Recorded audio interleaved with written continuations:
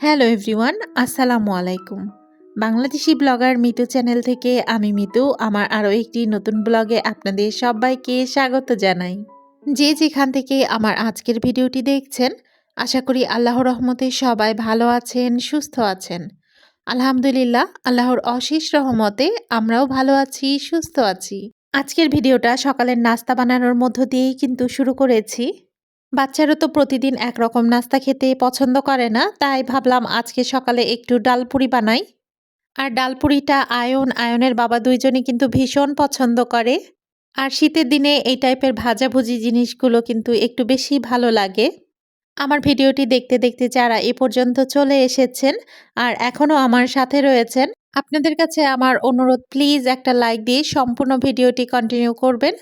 আর আমার ভিডিওটি যদি আপনাদের কাছে ভালো লেগে যায় তাহলে অবশ্যই চ্যানেলটিকে সাবস্ক্রাইব করে রাখবেন আর পাশে থাকা বেল আইকনে প্রেস করে রাখবেন, যেন আমি এই টাইপের ভিডিও দেওয়ার সাথে সাথেই আপনাদের কাছে নোটিফিকেশান পৌঁছে যায় আর আপনারা আপনাদের সময় সুযোগ মতো দেখে নিতে পারেন। আর অলরেডি এই কাজগুলো যারা করে ফেলেছেন, আপনাদেরকে জানায় অসংখ্য অসংখ্য ধন্যবাদ। তো আপনাদের সাথে কথা বলতে বলতে এর মধ্যেই কিন্তু আমি আয়নের টিফিন বক্সটাও রেডি করে ফেলেছি। আর আমি কিন্তু সবসময় আয়নের পছন্দ মতোই টিফিন দেওয়ার চেষ্টা করি। আয়ন বলছিল আজকে ভারী কোনো খাবার নেবে না, তাই আমি হালকা অল্প স্বল্প কিছু টিফিন দিয়েছি। বিস্কিট আর আঙ্গুর দিয়েছি। আর আমি বিস্কিটের যে প্যাকেটটা খুলে আয়নকে টিফিন দিয়েছি, ওই বিস্কিটগুলোই কিন্তু এখন একটা জারে ভরে নিচ্ছি। নয়তো দেখা যাচ্ছে বিস্কিটটা নরম হয়ে যাবে, তখন খেতে ভালো লাগবে না।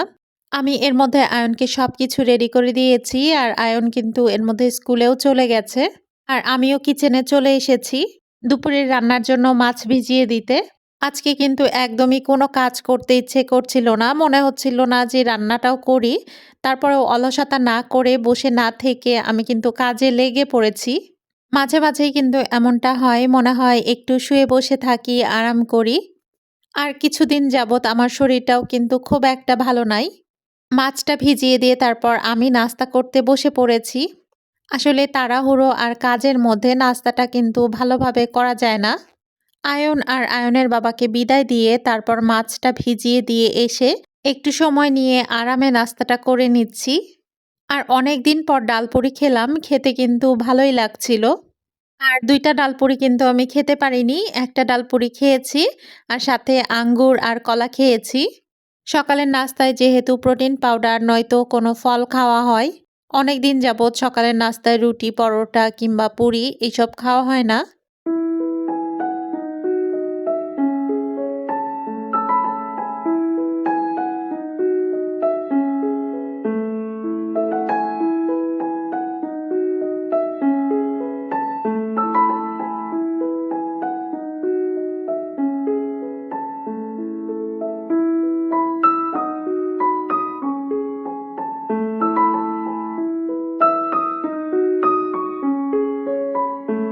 সকালের নাস্তাটা করে নেয়ার পরে আমি দুপুরের রান্নার জন্য সবজি কেটে নিচ্ছি। আজকে শীতের উপযোগী তরকারি রান্না করব। আলু টমেটো দিয়ে গুচি মাছ রান্না করব আর সাথে কপি ভাজিও করে নিব। আমার হাতের কপি ভাজিটা কিন্তু আয়নের বাবা খুবই পছন্দ করে। আর কপি ভাজিটা এতই পছন্দ করে যে একসাথে ২ টা করে কপি নিয়ে আসে আর আমিও কিন্তু ২ টা কপি একসাথে ভাজি করি।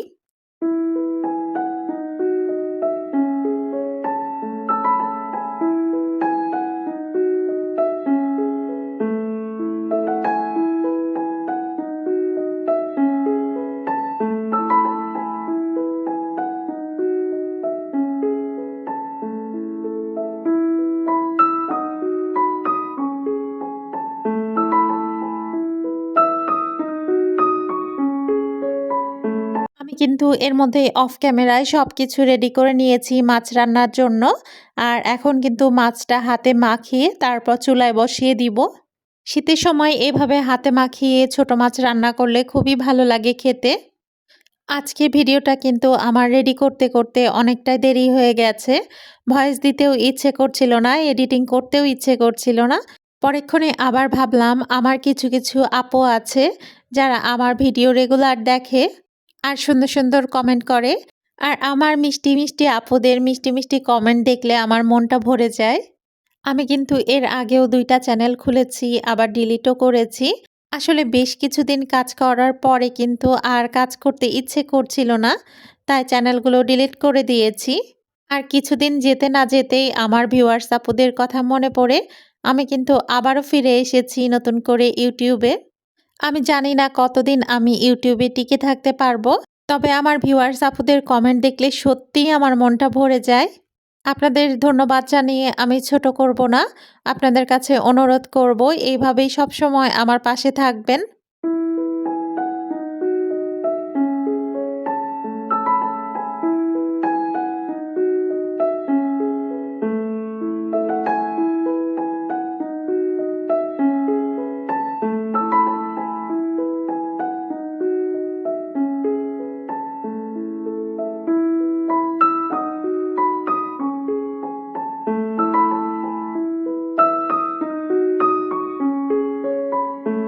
আমি রেগুলার রান্নার জন্য যে বক্সটাতে চাল রাখি, ওই বক্সটাতে কিন্তু চাল শেষ হয়ে গেছে। আর আমি কিন্তু বড় বালতি থেকে এখন এই বক্সটাতে চাল রিফিল করে নিচ্ছি। আসলে সবসময় এই বড় বালতি থেকে চাল নিয়ে রান্না করতে ভালো লাগে না। তাই আমি ছোট বক্সটাতে কিছু চাল রেখে দিই। এটা থেকে কিন্তু প্রতিদিন চাল নিয়ে রান্না করি।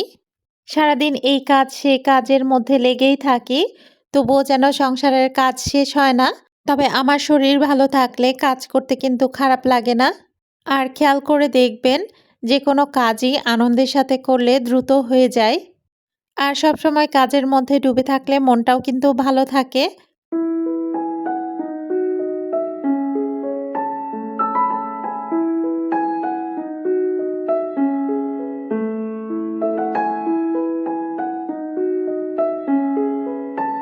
মাছ রান্না শেষে আমি অফ ক্যামেরায় কপি ভাজিটা বসিয়ে দিয়েছি। এরপর কিন্তু চলে এসেছি আয়নের রুমের বারান্দায়।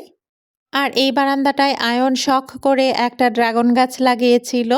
ওটাতে কিন্তু আমি এখন সার দিয়ে দিচ্ছি। আর সার দেয়া শেষে একটু পানিও দিয়ে দিচ্ছি। এই ড্রাগন গাছটা বীজ থেকে লাগানো হয়েছিল। এজন্য ৪ বছর হয়ে যাওয়ার পরেও কিন্তু এখনো ফল আসেনি। তবে আশা করছি হয়তোবা এর পরের বছর ফল আসবে। আর গতকাল যে বাসায় গেস্ট এসেছিল তাদের জন্য কিন্তু এই প্লেটগুলো, গ্লাসগুলো বের করেছিলাম। এখন এগুলো ধোয়া শেষে আমি এগুলো মুছে আবারও উঠিয়ে রেখে দিব। কিচেনে এক্সট্রা বাসন হলে কিন্তু একটু এলোমেলো মনে হয়। তাই আমি গেস্ট যাওয়ার সাথে সাথেই কিন্তু এগুলো পরিষ্কার করে উঠিয়ে দিই।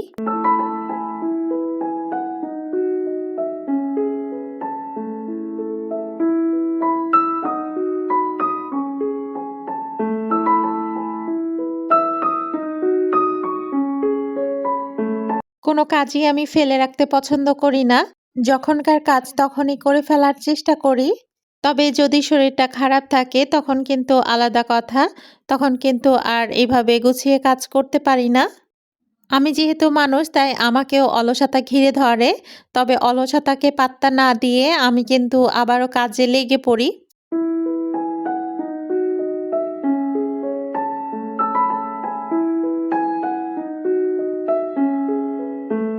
এর মধ্যেই কিন্তু কপি ভাজিটা হয়ে এসেছে। আমি এখন চুলায় ভাত বসিয়ে দিব। আরও একবার লাইক, কমেন্ট, শেয়ার এবং সাবস্ক্রাইব করার অনুরোধ জানিয়ে এখানে বিদায় নিয়ে নিচ্ছি। আল্লাহ হাফেজ।